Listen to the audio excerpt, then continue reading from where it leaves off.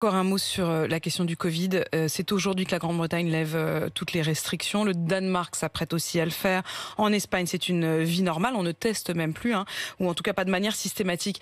Est-ce qu'il faudrait faire pareil ? Je crois qu'il faut commencer à s'inspirer de ces pays qui considèrent que on met en place le vaccin, d'ailleurs comme pour la grippe, on prévient parce qu'on sait qu'il y a des personnes plus fragiles, les personnes âgées, les personnes avec des facteurs de comorbidité. On met en place une politique de prévention avec les gestes barrières, une politique saisonnière. On voit bien qu'il y a une saisonnalité quand même à cela. Commencer à s'inspirer. Et donc commencer à s'inspirer, c'est on le fait, on le fait pas. Comment on vit dans la durée avec ce virus. Comment on accompagne aussi par la recherche, par le séquençage, la compréhension de ces mutations. La France a toujours été en retard. Mais précisément, sur le séquençage. ma question elle est assez précise sur les restrictions. La Grande-Bretagne qui les lève, le Danemark qui les lève, l'Espagne qui n'a plus de restrictions.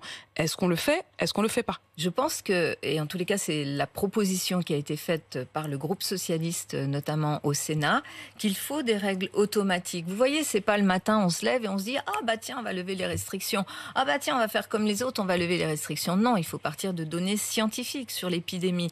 Et donc, ce qui a été proposé notamment par les sénateurs socialistes, ça a été de dire « Prenons un niveau de contamination en dessous duquel on déclenche justement plus de liberté, plus de possibilités de retrouver un peu la vie d'avant. Et puis au-dessus d'un seuil de contamination, de façon automatique, on rebascule sur des mesures de protection, de prévention, voire même de limitation de nos libertés.